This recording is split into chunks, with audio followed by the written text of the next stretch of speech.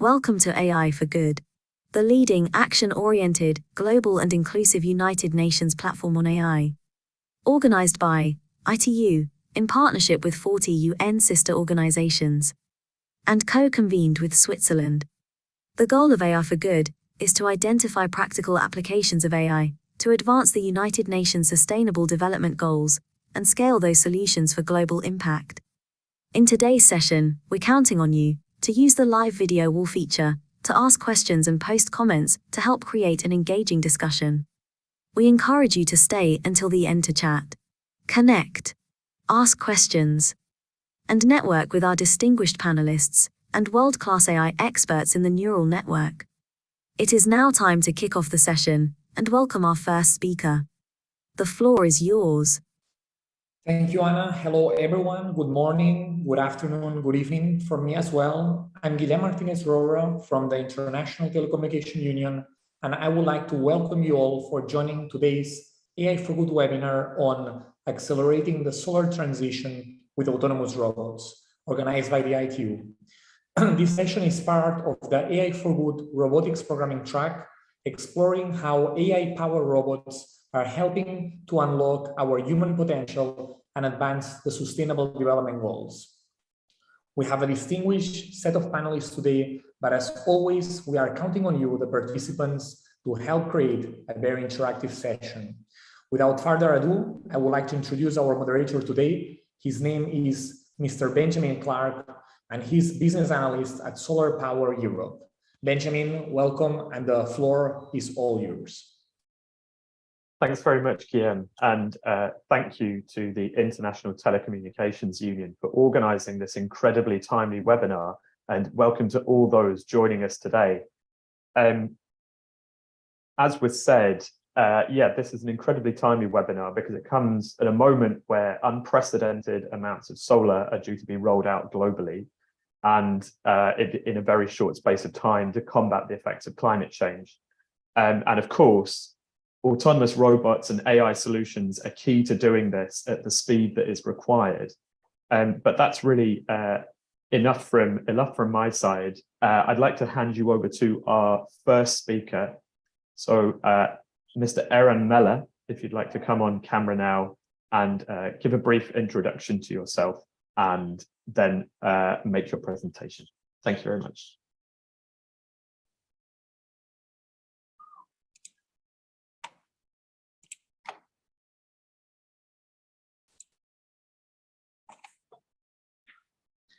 Hi, good morning or afternoon, everyone.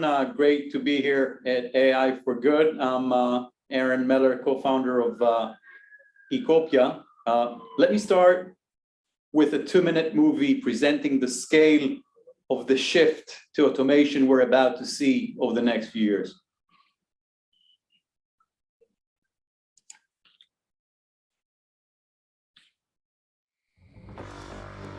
The sun is our most valuable resource. Today's solar sites produce energy at a level never seen before. Their operation relies on an advanced system of automated robotic technology to ensure maximum performance on every level. Yet another significant resource lies beneath the surface: data. A colossal amount of priceless data flows without end. This superconvergence fuels Ecopia AI, the most powerful management tool for the operation of solar sites. Smart, connected maintenance robots, combined with an array of input sources, harvest and transfer detailed information in real time, simultaneously creating new connections throughout the site. The AI core collects weather reports from multiple sources, including live updates from nearby connected sites, in order to render and execute an immediate response across all components of the site. Constant panel performance analysis tracks the PID levels with pinpoint accuracy, enabling the detection and resolution of panel disintegration. The Vegetation Prevention Protocol uses comprehensive data analysis to search, diagnose, and deliver the optimal solution. Security breaches activate and alert all systems, ensuring an increased level of site protection and functionality. deep learning and predictive analysis capabilities not only optimize and prioritize daily operations and maintenance tasks, but also create long-term blueprints for future development and growth, resulting in unprecedented levels of productivity, efficiency, and planning, an unmatched convergence of data and automation. Ecopia, empowering solar. So basically, the reality that we described here in this video was almost a science fiction just a few years ago, but with the rapidly changing trends that we're seeing in the solar space, companies have no choice but to manage change, adopt new technologies in order to stay ahead of the game. We'll discuss robotics, automation, and the information revolution that are all three making a huge impact the world over, and in just a few years, they are expected to become the new normal. So we've been seeing unbelievable trends over the last decade, and let me start with a bird eye view.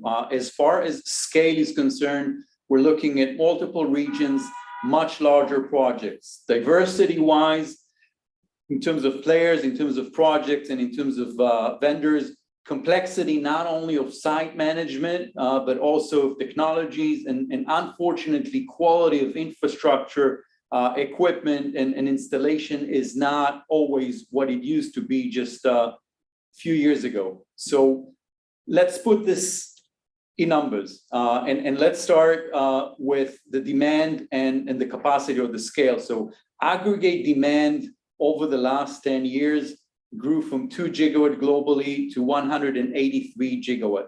That is a compounded annual growth rate of 58%.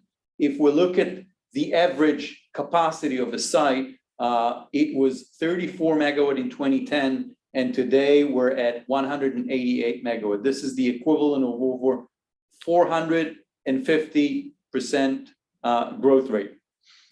If we look at the micro, over the last decade, tariffs went down dramatically from 15 cents per kilowatt hour to sub 2 cents per kilowatt hour. This is a whopping 86% decline. Believe it or not, solar is now cheaper than both coal and gas without any subsidies. CapEx-wise, actually similar trends. An 83% drop from 3.53 to 0.61 dollars per watt. So with a market opportunity of over $2.5 trillion in 2030, the competitive landscape is changing by the day. And actually over the last few years, we've seen numerous multi-billion-dollar companies entering the space. Elephants from the oil, the coal, as well as nuclear industries are actually shifting into solar. No one is basically willing to miss that significant opportunity. So the bottom line is that if we go back just a few years ago, the expected IRR stood at a safe double-digit figure, but today with fierce competition and in light of the major decline in tariffs, the margin of safety no longer exists, and this in turn requires much deeper analysis, predictive maintenance, and actually almost near real-time decision-making in order to ensure profitable projects. Well, if things were not challenging enough, 2+ years ago, we got COVID-19, and this brought additional constraints and burdens on IPP. Companies have seen the benefit of automation, and the companies who actually managed to stay afloat are those who were quick enough to adopt into new technologies. And by new technologies that are revolutionizing the industries, we are talking primarily about 3 interconnected families. Clever sensors with clever sensing capabilities, vision technologies, and an exponential growth of data collection and analytics. The beauty about this interconnectivity is that each family actually improves the other by minimizing not only the false negative, but also the false positive. And this in turn enables us to conduct things that again, were almost science fiction just a few years ago: detection, identification, prediction of microcracks, snails, hotspots, and much more. And basically, the only way to go forward is via predictive algorithms that actually help us guide real-time action, which again is no longer nice to have, but rather a necessity.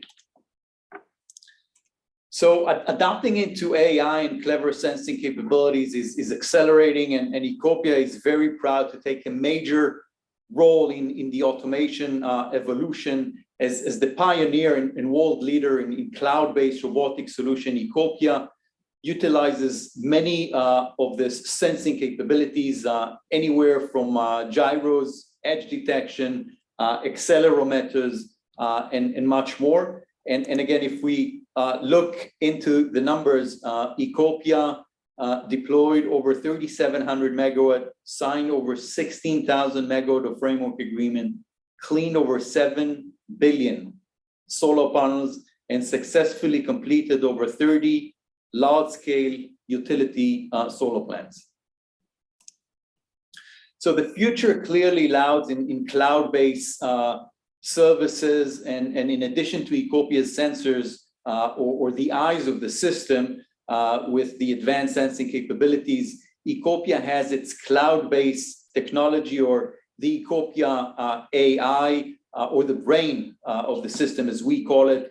The vast majority of the intelligence actually resides in the cloud, and the Ecopia AI manages not only the robotic systems, but also via API works with companies such as IBM in order to improve our ability of predictive weather and a lot more. And overall, as part of our roadmap, the goal is eventually to analyze the quality of the structure, detect microcracks, snails, hotspots, and much more. Basically, a one-stop shop in order to improve the quality of a typical large-scale utility solar plant over time.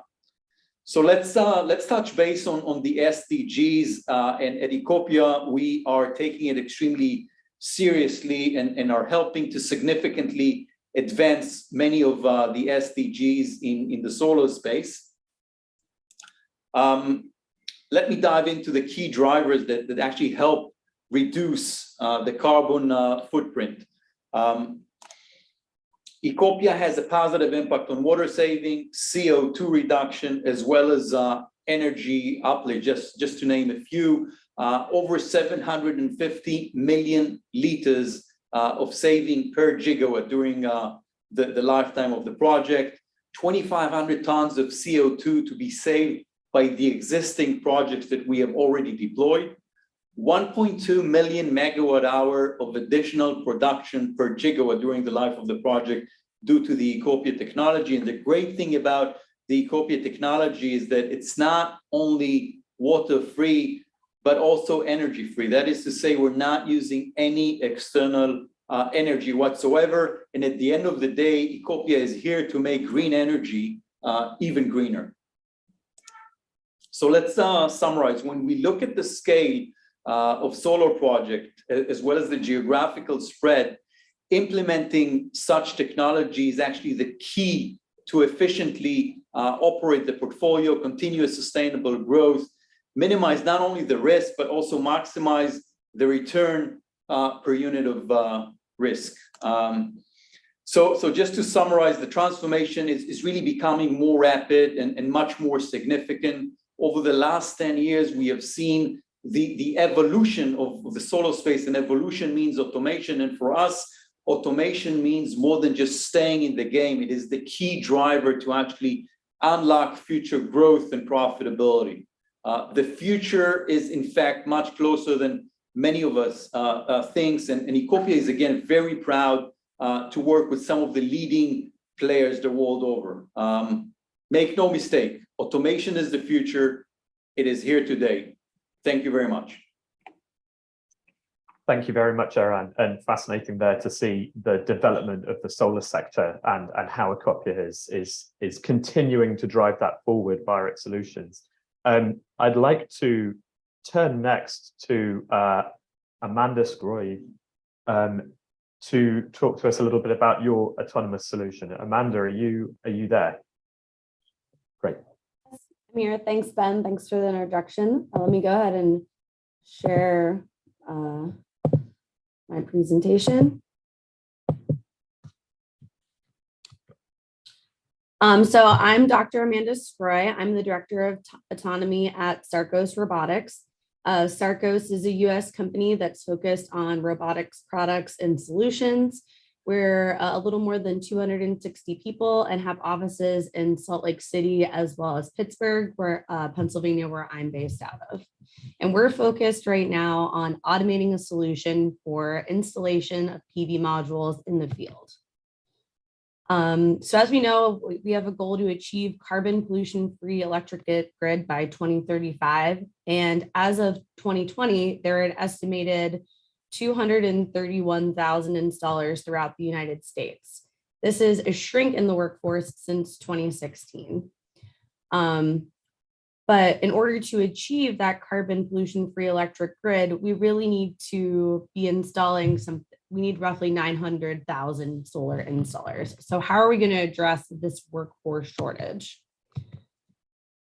In solar construction, there are three key challenges that we see: labor, schedule, and quality.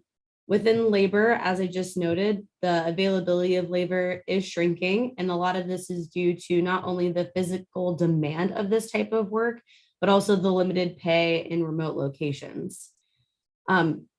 On the other side of that coin is cost. Total labor for the installers is significant for the production of a single solar plant. There's also high turnover in this labor workforce. There's limited upward mobility, and it is physically challenging, as I previously mentioned. This is also the area of highest injury when you are constructing a solar field. So there's strain injuries given the repetitive nature of the work. And PV modules are only getting larger and heavier. So this is increasing the risk of heavy lift injuries. In terms of schedule, timelines often include significant buffer to accommodate labor availability. And this is due to the fact that missing development milestones results in financial penalties for those constructing the fields. As Aaron mentioned, labor, there are quality issues as well. So laborers are often driven to set modules quickly that can result in quality issues. And then redoing some of these installations could cause costly rework, damage, electrical failures, and overall changes in quality of the solar installation. So right now it takes a team of 3 to 6 people to move a module from the packaging that's laid in a row of a solar site and place it onto the torque tube of the racking system, place it in the clamps, and complete the torquing. And our goal is to augment that labor force with robotics. So we're doing that through a program that's funded by the Department of Energy, and this program's called Outdoor Autonomous Manipulation of Photovoltaic Panels, which I'll now refer to as OAM. On the right here, you're seeing a concept rendering of what our system looks like. It's a 2-vehicle robotic system. On the left, what you're seeing is the autonomous working vehicle. This is constructed with a ground vehicle. Here is shown as the JLG 450 AJHC3 with a robotic subsystem attached with the Sarcos Sapien arm attached to a linear rail with compute, battery management, and vacuum for our custom end of arm tool attached to that rail, and ultimately the end of the jib of that ground vehicle. The second vehicle shown on the right is the autonomous delivery vehicle. Here is shown a concept that JLG is also supporting us on. We've also been working with Pratt Miller Engineering on concepts through our Department of Energy funding. And you see here that this is how we're holding stacks of modules and transporting them through the row. You can see the working vehicle is going to move through the row, pick the modules off those stacks, and then align and place them onto the torque tube for clamping and initial torquing. So our primary objective, just to reiterate, is to achieve soft cost reductions by optimizing the flow of modules from delivery to installation onto the torque tube. Right now, our expectation is we can get that down to a team of 2, where we have a safety operator and system monitor, and then additionally a human in the loop to help do the final clamping and torquing. So 4 of our key value propositions with this system, the live system is shown on the right, and I'll have a video to follow soon. The first is improved labor productivity. So we believe that this system will drastically reduce the labor hours required to stage and place modules, as well as collect the packaging. Since you no longer need to go out and place all of the module stacks within rows, they can be located at a single kitting site, which allows for easier collection of the wooden staves, pallets, plastic packaging, keeping all of the modules in a stack. The second is injury reduction. Here we're doing the major heavy lifting work, even for the final few centimeters of placement into the clamp for torquing. The robot is assisting that the entire way. So there's no more heavy lifting of modules for this team. To that end, there's also going to be some production consistency. Right now, the human laborers are required to measure with different tools whether or not the modules are centered or placed correctly.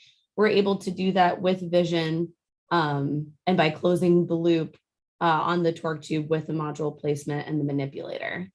Last is quality. Humans are prone to breaking the modules. They're heavy and they're lifting them up over their head, also resulting in some inconsistent placement issues. And these repairs are costly and the replacements are costly. Because we're using similar methodology to how modules are transported within the factories, as well as limiting the amount of movement that's required by each module, we are able to improve the overall quality and reduce the amount of breakage that we see for module placement. So what is the high-level economic impact here? What we're seeing is the payback period of using one of these systems is 9 to 12 months with a greater than 50% productivity increase, even within a small workforce, or reducing the development time within an equivalent workforce, because now you can have smaller and large, but more total teams working with these types of systems. So I do have a short video of the prototype system in action. So here you're seeing again the Sarcos Sapien manipulator picking first solar series 6 modules, and then they're going to transport the module along the linear rail and align it with the existing clamps on this torque tube. Everything you're seeing here is at relative representative heights. We could do this at variable heights of the torque tube and use the lift components of the ground vehicle to go higher or lower. This image is showing what a safety operator would look like. They have a belly pack control mechanism that allows them to put the equipment into safety stop, but also transition in and out of autonomous modes. One of the key features that is being driven by artificial intelligence in this system is the module detection and rack detection. We are using sensors both on the end of arm tool and on the system itself to determine placement automatically. So there can be changes, within the scene or between picks and places in order to do, entire rows and ultimately entire blocks. And that's everything I have for now. So I'll hand it back to you, Ben. Thanks. Thanks very much, Amanda, and for the ingenious solution for getting past the initial labour shortage that we're experiencing at the moment. I'd like to pass the floor next to Tig O'Donovan. So Tig, are you there? I certainly am, if you can hear me. Loud and clear. Good. Well, I was going to say good evening to everybody because I'm here in Dubai, but I realize we're from across the world. So good morning, good afternoon to you too. Just share some my slides now. And partly introduce myself. I should just be coming up now. Yeah. So I'm Tig O'Donovan. I'm the Deputy Vice Principal for Heriot-Watt University in Dubai. And I'm going to take this opportunity to talk about, well, the role that we see AI and robotics in advancing some of the research that we do and some of the developmental work that we do in this whole area, and the potential for it, both here in the UAE, where we have a base, but also in the UK, where I suppose we have our original home. So as I progress my slides, what I am going to do firstly is take a little bit of a liberty and expand the title out beyond robotics, but also include that element of autonomous and interactive systems, and then to break it down into two distinct, perhaps, areas where we in particular are contributing to robotics and the connectivity with solar. Now, as we heard earlier, solar is obviously a huge resource, and it's particularly one of the, also the UAE has very strong plans to invest hugely in this as they try to decarbonize their economy and in future become a hydrogen-led economy. So that's part of the motivation of what we do. But as an international university with campuses around the world, you'll see that we take an international approach to this, and we use our campuses to develop technology that might find application in very different environments. So here in the UAE, we also develop solar thermal technology that would be more likely find use in more northern latitudes, like in our UK campus. So as you can see on the left and right here, I'm going to talk a little bit about the actual technology itself, how we use AI and robotics in the design of technology that develops solutions, and also how do we integrate systems. The little flower petal thing on the bottom left is a little bit hard to discern, but it's basically how our approach to design, which takes account of everything from the hard technological factors to the environmental factors and economic factors that go into creating a viable and useful energy solution. And I'll talk a little bit more about that because we're very metrics driven, very metrics oriented, and it's not always the efficiency or even the yield that we try to optimize, but overall environmental impact is certainly a factor, economics, and even a term that we use a lot, solar fraction, where we're creating useful energy, the energy at the right time and of the right quality. On the right-hand side, then we'll see a little bit of one of our spin-out companies called Sarcos, and this is how we use AI, Internet of Things, and the cloud with big data to optimize control of systems and how we can make systems integrate with each other to maximize yields. And as you can see in the brackets there, I refer again to, is yields really the measure that we need to maximize, or what is it? What is our primary factor that we are trying to optimize across with this endeavor?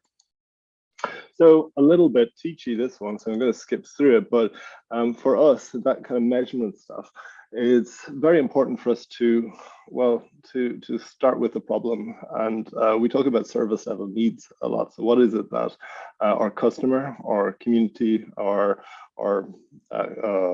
industry actually needs, and to deliver that, as opposed to just delivering kilowatt hours.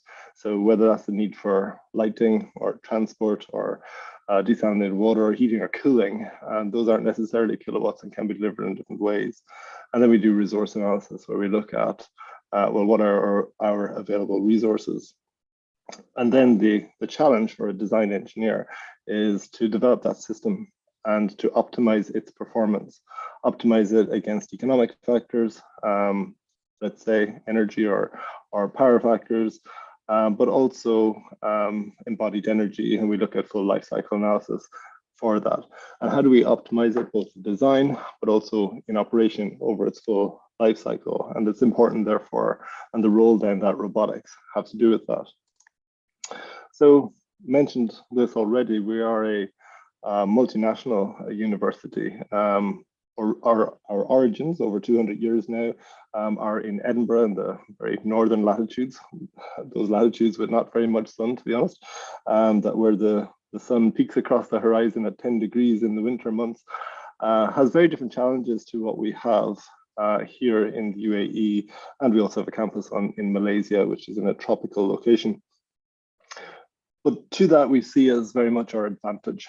While solutions differ depending on our location, this is the approach that we take that really helps endeavor. It's the one consistency in what we're trying to achieve. And then I put this up and I realized this could be what looks quite complex, but this is actually a relatively simple renewable energy system, one that's developing heat and storing heat for use in a domestic environment. And while it's not necessary to go through every part or component of this, it's basically to illustrate that even small systems are complex. And at this stage in my presentation, 5 slides in, you might have picked up that I've alluding to at least the complexity and the challenge in the design of renewable energy systems. Not only do they have multiple components, they have multiple outputs. What are we actually trying to achieve? Are we trying to deliver energy? In this case, are we trying to deliver heat, heat at the right temperature, heat at the right time? Are we doing so affordably? Are we doing so in a very minimal impact or environmental impact way? How do we account for our carbon footprint over its life cycle? How do we look at the embodied energy? And those are just some of the metrics that we might use to measure. A multivariable system, then, one that is dependent on anything from the angle of orientation of a panel to the aerosol in the air to the variability of the climate in different parts of the world, we end up in what is obviously a multivariable and complex optimizational problem. This is where we take full advantage of AI, where we train our neural networks essentially to help us in our design process, to optimize and to see how we can partly improve performance, but actually very importantly, predict better the yield. And yield prediction is something that has multiple wins, certainly when you're trying to make the economics of renewable energy and the economics of solar viable. So again, another slide, mostly just to emphasize what can be the complexity of what looks like a simple component. So a single solar panel made up of multiple cells will behave in often less predictable manner. So whether there's something like current limitation because of non-uniform illumination of the solar panel, potentially looking towards energy scavenging through bifacial solar panels at different times of the day and different environments. The fact that panels are temperature or their conversion efficiency are temperature dependent, that the solar spectrum is varying not just throughout the day, but depending on the air mass. All of these, as well as everything I've mentioned before, are variables that make the prediction of the yield of a single panel difficult, and then that's something that scales quite. Then to do so at scale, the prediction is even more difficult. Now, to improve investor confidence, then prediction is very important. Because if you are to invest in something with confidence, you would rather know what you're going to get for it. And if a standard solar panel is predicted to last over 25 years, then you can bring in other factors like degradation, which I think Amanda alluded to as well. So with all those multiple variables in there, again, it becomes very important that we work hard to predict yield. And with better prediction, you can have more confidence in your investment, and generally more confidence will mean lower investment costs. And because most solar energy systems are capital intensive and operation and maintenance light, then this yields ultimately a benefit to the overall economics, reducing the cost of the unit price of renewable energy from solar. And that's what drives our innovation. Now, given the topic that we're speaking to here, one of our focuses as well is, of course, on the maintenance of solar energy systems and maintenance scheduling. Obviously, what we're looking at here in Dubai, a gigawatt solar site is not uncommon here. Certainly not too far from where I am sitting today. There's one that I think is 1.5 gigs. The scheduling of maintenance and the automation of maintenance is of critical importance. It leads to string downtime. It in and of itself is an energy intensive process, and in some cases will use water, a commodity that is also very energy intensive and certainly relatively scarce in this part of the world. So the use of robotics and scheduling is of paramount importance to the overall efficacy and efficiency of performance. And just to put a couple of numbers on that, when a standard solar panel will operate at maybe 21 or 22% efficiency in the showroom, in operation here in Dubai, it's much more likely that you'll get around 7% conversion efficiency. And that's due to two main factors. One being the temperature coefficient and the hot ambient environment we have, and also then the amount of dusting. So scheduling of cleaning is a very important factor. So as I move along to a solar thermal, I'll keep this one quick. The performance and control of solar thermal systems, how we store, how we use, is something that we're working on to connect and observe good performance and then learn from each other in a kind of swarm robotics approach. So with that, I will conclude and just remind you of the two themes that I was referring to today. One is on the technology and our approach to design.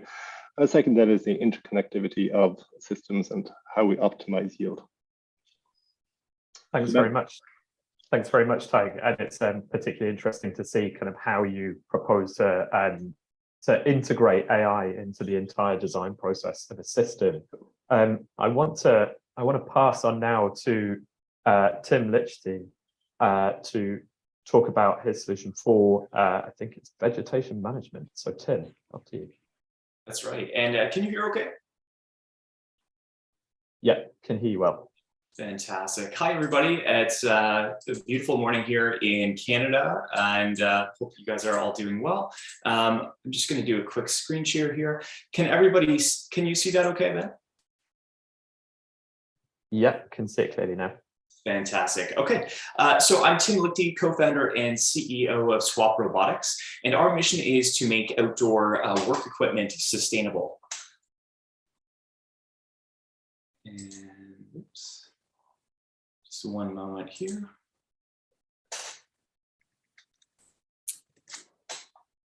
Sorry, just having an issue with this. We'll just do this manually, that's fine. So there we go.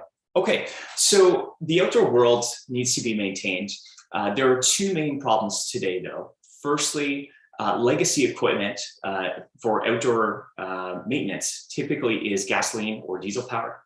And secondly, there is a long-term labor shortage. And so to help solve those problems, Swap Robotics as a company, we originally developed the world's first 100% electric robots for sidewalk snow plowing. And it went well. In our second year of operation, we had 12 snow robots in paid operation for several $1,000s each per month. And we were originally going to do cutting of grass for sports fields and parks and other areas during the summers with those same robots.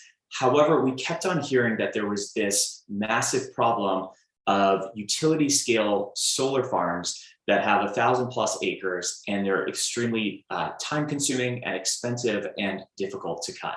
And we thought, you know what, huge spaces, typically rural areas, they're fenced in so that there aren't people around. This could be a really great opportunity for robots and for automation. So when we looked more into the challenge, we learned a few things. Today, and this was alluded to before, solar is the cheapest form of new power generation, unsubsidized, cheaper than coal, cheaper than gasoline. And by 2040, the #1 power source is expected to be solar. And this is one thing that's less known, that after a solar farm is built, the biggest expense that is ongoing is actually cutting the grass and the vegetation. So we're in North America, Canada, and USA. Typically, depending on the geography, that cost is anywhere from 20 to 60% of the maintenance costs for these utility scale sites. So when we explored the challenge more so from a technical perspective, we learned that there's a reason why it's not already being done in an automated fashion. There's a few challenges that are unique to cutting in utility scale solar farms. Firstly, the drive lines, those things that move the solar arrays on a single axis tracker to maximize the amount of sunlight that they're getting throughout the day. Those intersect solar arrays. And so that's the reason why you can't just have a tractor or a large piece of equipment kind of just drive on down there quickly. They need to get down halfway through, and then they need to back up or turn around. Secondly, there are panels that can get fairly low to the ground that the cutting deck needs to get underneath. And then more so than that, there are also those I-beams that are holding up the racking. So you need to have that cutting deck be able to weave in and out around those I-beams. And then thirdly, cutting on these massive solar vegetation, these massive solar farms, they're not cut every week or even every 2 weeks, like you might in your backyard or a sports field. The point of cutting the grass is firstly, making sure that it doesn't get so high that is going to begin to shade those panels and lose energy production. There are also insurance concerns. So the solar asset owners themselves have to keep the grass cut often enough that it doesn't become a concern for basically tinder for creating fires. And the third one is that the grass, it doesn't have to look beautiful. It just has to be kept maintained enough that people are able to get in and out safely, who need to be, for technicians who may be moving in and out of that site. So our solution to all this was robotic vegetation management for utility scale solar farms. This is one of the robots that you can see. But the long-term solution that we have for outdoor work equipment is just so much bigger. So we are starting with solar vegetation cutting. We're expecting that to become a market of about $50 billion per year by 2040. But because we have developed these robots to be able to have different attachments and have them swapped out, we can do dozens of different attachments long-term and dozens of different use cases as well. So I'll walk you through some of these and how that's possible. So we've developed in-house hydraulics, and those hydraulics are attached to the robot itself. Because of that, we can drive the blades for solar vegetation cutting today and the snow plowing. In the future, we can do dozens of other use cases like tree, saplings, planting for tree reforestation, or for street sweeping, say. We've also developed a quick attach system so that those attachments can quickly be swapped out. Part of the reason for the name of Swap Robotics. And the tops themselves of the robots can also be swapped out. This enables, again, dozens of different use cases long-term. And the batteries themselves, they can be swapped out in about 5 minutes. This is a game changer because it allows near 24/7 operation. And the robots are built extremely powerful and resilient. They can hold well over 1,000 pounds of load. And getting back to solar, we've developed the world's first 100% electric rough cut deck. And so a rough cut deck, as you can see there, those blades on a rough cut deck have about 10 times the mass of a typical finish cut deck, and a finish cut blade. So if you're cutting the grass in your backyard or on a sports field, that would be using a finish cut blade. That's fine if you're just cutting off an inch or 2 or 3 of grass. But when you're talking about sometimes having to deal with, say, mesquite or other thick vegetation that can get an inch or 2 in diameter, you need something that has a lot more power and a lot more mass. And so those who are doing cuts right now are almost always using those rough cut decks because that's what you need. So that's pretty exciting. We've also developed the world's first 100% electric cutting deck that is offsettable.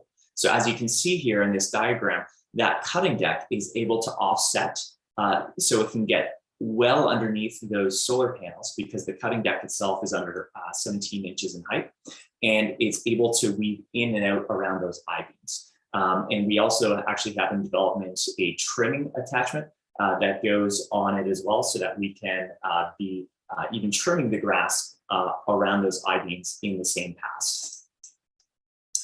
So it's gone well. The solar world hadn't seen anything like this before. This is a little bit more salesy. We were just at TechCrunch Disrupt, but we have a lot of signed agreements. Again, no one has really seen this before. Don't have time for a demo today.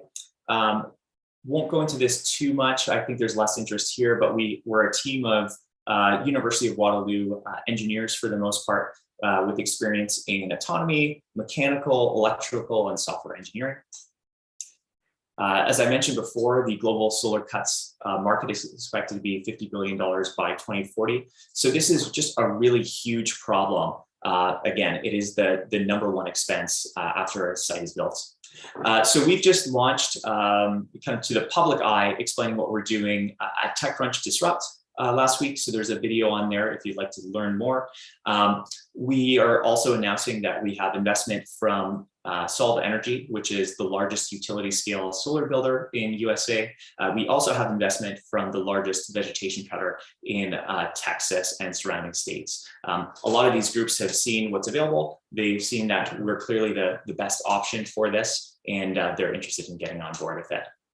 So that's a little bit about Swap Robotics and our mission to make outdoor work equipment sustainable.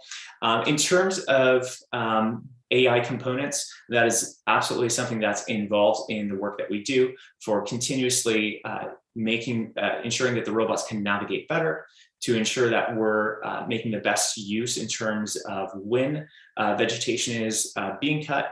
We're also working on AI for some really interesting new use cases. So typically defects and potential deficiencies like microcracking or hotspots, other issues that have been outlined are typically done by drones. And those are done, that's great for getting the tops of panels, but as panels become more so bifacial, there's a need for inspecting the underbelly of panels as well. And there's also a need for inspecting parts of the system that can only be seen if you're actually at ground level. And so currently drones are not able to actually get down to that level. So there's a lot of potential for using AI while these robots are already cutting the vegetation to be getting further insights so that they can be made more sustainable.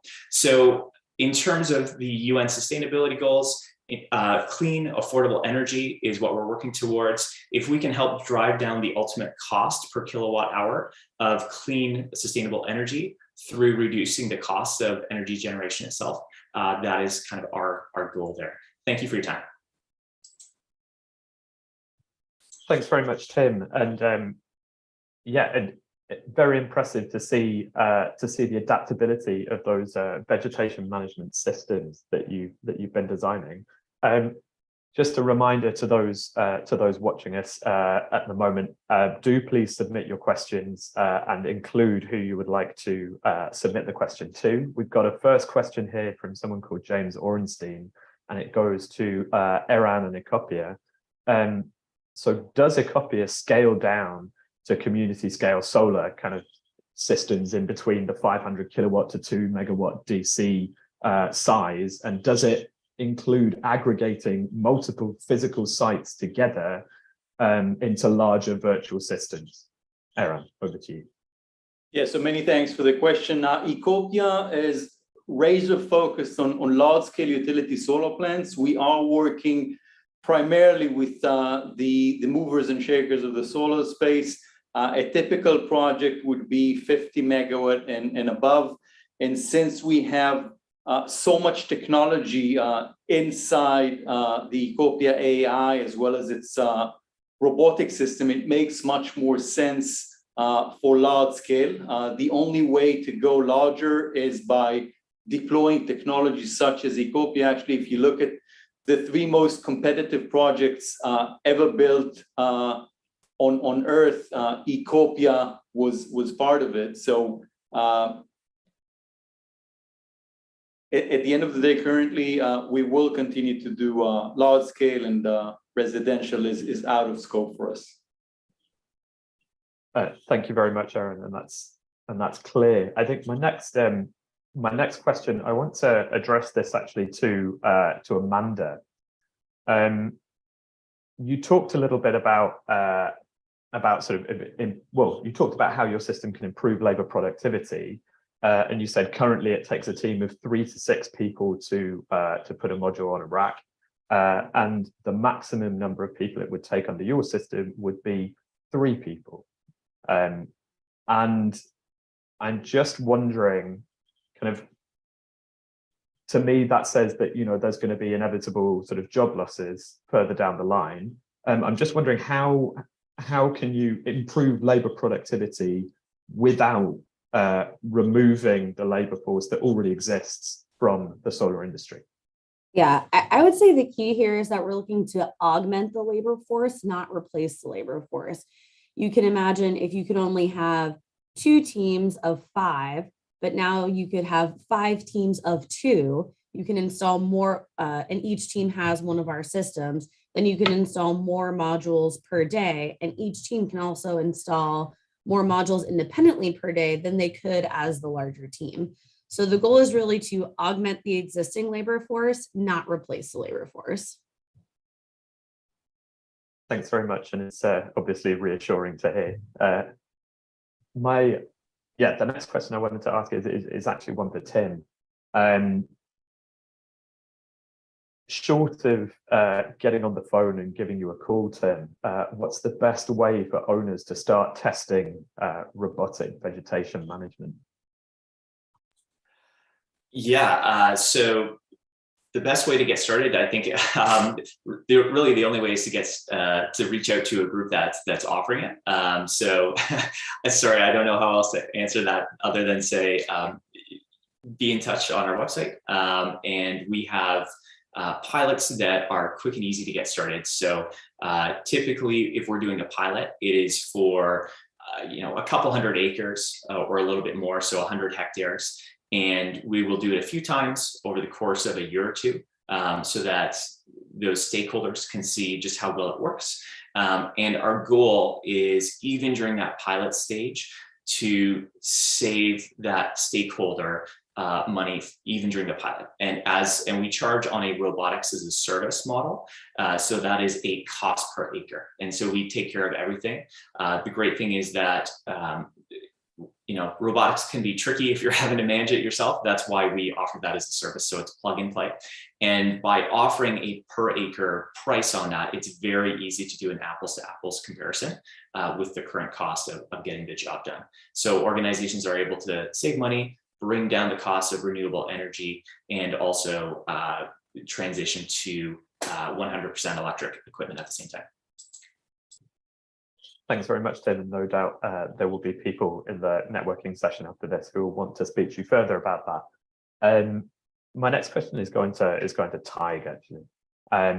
You talked about integrating AI into a design process. So how can you effectively do that, and kind of what's the maximum it can achieve, and perhaps, I don't know, more importantly, what can it not do? Well, I don't think there's a maximum that we've reached yet. It is about it's such a data-rich process that the more you feed it, the better you get from it. For me, it has been about defining the end goal and what does good look like in a way. So I spoke a little bit there, maybe from a solar thermal perspective, and in generating heat. Now, heat in the UK is about 80% of domestic energy consumption or bills in monetary terms. So it's a huge commodity, and we try to think about that as our service level need. So it's actually heat that is necessary for us, and it can be a solar thermal system will deliver at a much higher conversion rate, and often at the temperature we want, but not often at the time when we need it.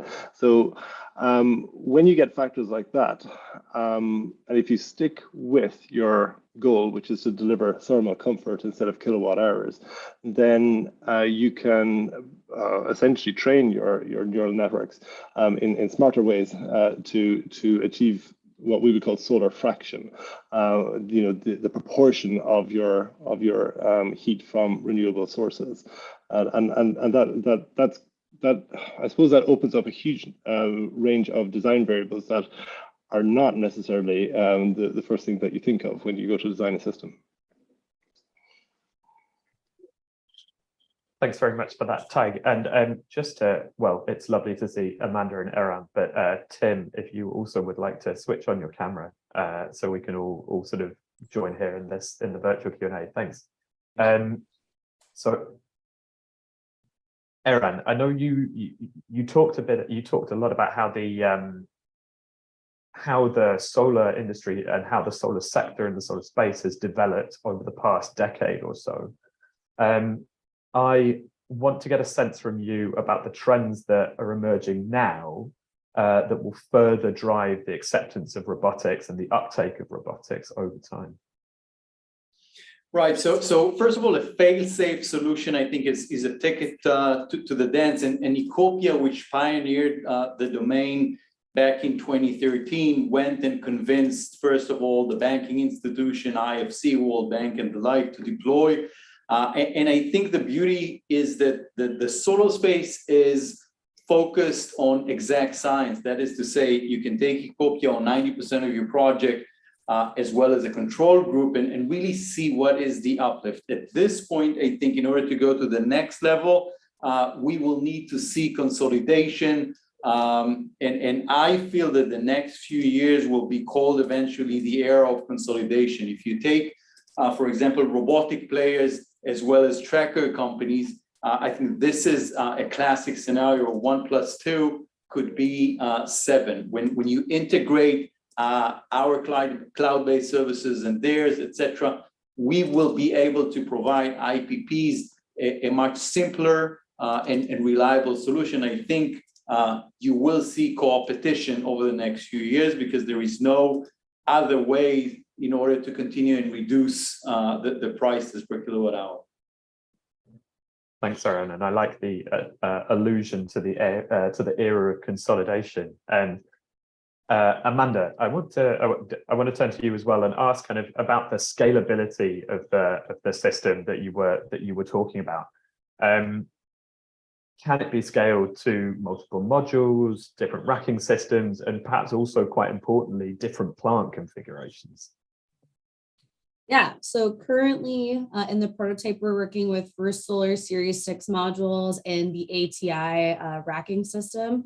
We do plan to be able to scale and configure the system for other module types, both horizontally and vertically packaged modules, as well as be able to work with additional racking methodologies with different torque tubes and different clamping structures.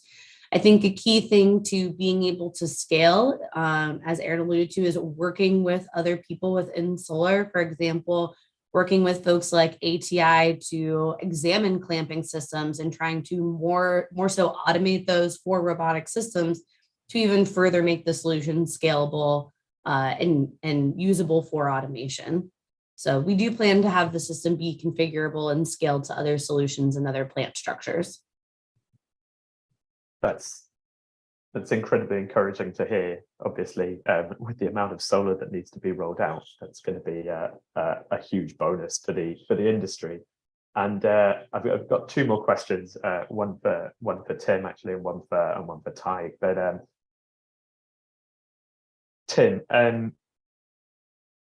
now obviously, yeah, you're designing robotic systems for vegetation management, but why are robotics specifically needed for that particular aspect of site maintenance, and why is that important that they're included there? Yeah, absolutely. So from a perspective of just further accelerating clean energy, the transition to clean energy, really any activities that can be done to further drive down that cost per kilowatt hour of solar energy is going to help the consumer, is just going to, add fuel to the fire there. So that's one reason, but on the ground, there is a very long-term labor shortage, and vegetation management, as it is right now, is a very difficult job to fill. The life of someone who is cutting the grass is typically spent on a riding mower or a bobcat. It is spent from sunup till sundown. It's sometimes in very, very hot conditions. So for example, in Texas, it sometimes gets to 120 Fahrenheit for those 35, 40 degrees Celsius. It's very, very hot. It's very repetitive, doing the same pattern over and over and over again. And then furthermore, they tend to be in rural areas because these are sites that might have 3,000, 5,000 acres, some of them. They're not going to be close by. It's going to be a fair bit of a commute. Because that, combined with how long those days are, means that sometimes people are working 10 days straight. They're staying in trailers or nearby accommodations away from their families and friends, and then they're going 4 days off. So there's incredible amounts of turnover, and that's one of the reasons why some of these biggest groups that are doing this right now, they can't find people who are willing to do these jobs and stay at these jobs. So that's why there is that reason for a need for automation to help achieve this, keep the vegetation down. And I think it's interesting as well that you were saying that it's kind of implied that if we can get rid of some of these very labor-intensive jobs, or we can automate some of these labor-intensive jobs, I should say, that that actually creates more sustainable employment within the sector itself. So I think that's it's an incredibly good marriage of two solutions there. So Tig, the final kind of penny for your thoughts. So there's the success of basically any initiative, but in this case, designing a PV or a solar thermal system is kind of related to how and what you measure. And so I kind of want to know, for you, what are the measures of success, and then how does AI play its role within that? Yeah, I mean, I suppose personally, I've gone on an evolution of thinking here, because as an engineer, you think efficiency is all encompassing and that's what you need. And maybe optimizing yield might be the next one. Then you might be a bit more enlightened and think about the economics of a particular solution. But when you start thinking about what are we trying to do here? We're trying to have a minimum global impact. You're trying to, essentially trying to do good. Take wind, for example. Wind in the UK has a carbon payback time of about 7 years. So it needs to be turning for 7 years before it's a good idea. And so the embodied energy or the embodied carbon, and there's an argument about which it should be, is also a factor. And that's where AI comes in, because it's these multiple variables, and they also bring in human factors. We've all mentioned cost. It's markets, it's people, it's that, and how they're going to react. So what is going to incentivize somebody to integrate solar into what are the barriers to doing it? These are actual factors that need to come into the design process, and they're not. You can't add apples and oranges. They don't go together well. So what you have to do is begin to look at trends. You need to look at correlation between factors that seem like they are completely otherwise disconnected. And I think that's where AI has a huge potential to cross those very different disciplines. Beyond the engineering into everything from the human factors to finance and marketing, to really feed that design process. So I think that's the role that AI has to play in this. Thanks, Tig. And a question to everyone now, but we'll kind of put it in an order, and I'll call on you to answer. But so this is a question from Kevin Chitterman, and it's quite a good one actually, which is, what are some of the biggest challenges, if any, that you have found with regards to AI implementation? So Eran, I want to go to you first on this. So basically, we're getting quite a lot of data. I would say initially it was effectively and cost effectively basically transferring the data from those remote places to the cloud. Today, probably it is to bring the right heuristics in near real time and minimize the false negative as well as the false positive, because you need it when you need it, you really need it. That is to say, when there is a major dust storms coming, you need to make sure that you recognize it, you go out and you do what you need to do, and the price of getting it wrong in today's competitive landscape could be the difference between a profitable project and a losing project. Thanks very much for that. And Amanda, your take on this? Yeah, I think for our style of robotics at Sarcos, it's operating in completely unconstrained environments, right? The dull, dirty, dangerous jobs. And going back to what Eran said, having the data to drive the simulations and the testing in those conditions. So making sure that we can operate at all times that humans are able to operate in the field and make sure that we're, maintaining and exceeding that productivity level. Thanks. And Tim. Yeah, I think one of the biggest challenges is that there's actually so many opportunities to incorporate AI into this area. So there's tons of work that can be done. There are fewer people who currently can do that work. So we're lucky because we happen to be in a kind of the hotbed of tech for within Canada with University of Waterloo in our backyard, which is a well-known engineering school. But I think that more generally worldwide, I think it is sometimes difficult to find the talent. Folks who are versed in these fields are very in demand. And so I think there are some great undergrad and graduate courses, but I think programs, but I think also just continuing education courses and really trying to have organizations encourage continuous learning and be taking some of those microcredits and continuous online learning for being able to incorporate AI into each organization. I think that's a great opportunity long term. And sorry, a quick follow-up question from my point of view, Tim, is that responsibility for the online for the continuous learning? Is that the responsibility of universities? Is it the responsibility of training institutes? Is it the responsibility of the companies themselves to make sure that they're producing the talent that they want? Who plays a role in this? I think it's everyone's responsibility. Employers, if they want to have great staff who are making the most of AI, they should be encouraging this and paying for courses. Employees or anyone who just wants to further their career should be taking these courses. Young folks who are growing up should be learning on YouTube and on the free massive online courses. Everyone can do this. It's very accessible these days. Agreed. It's a whole of system approach to this is probably the right way. And Tyke, yes, finally, your thoughts on challenges of AI implementation. Less to add here. I think it's been said. It's data rich. The more you have, the better it gets. So it's that. Now, yeah, the future skills piece. I can see that as well. Tim is crucially important, and for us, it's that kind of cross-disciplinary approach actually, because it is multi-sectoral.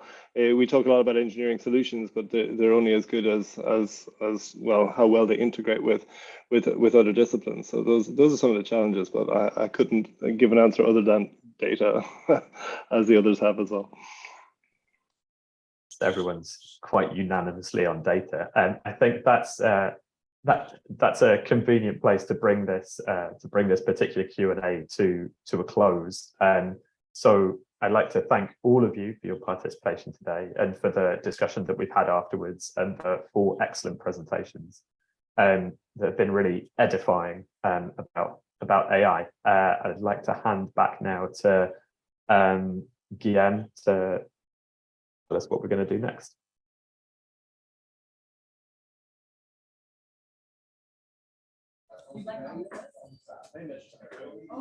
So thank you a lot for all speakers, as well as all the participants, for making it such an interesting discussion. We had lots of great questions and amazing insight into how autonomous robots can be applied for the solar industry. And now this is the end of this section and the start of the networking in the AI for Good neural network with the panelists and participants for the next 20 minutes. So see you all in a couple of minutes. And now I will give back the floor to Anna for the closing information. Thank you very much. Thank you.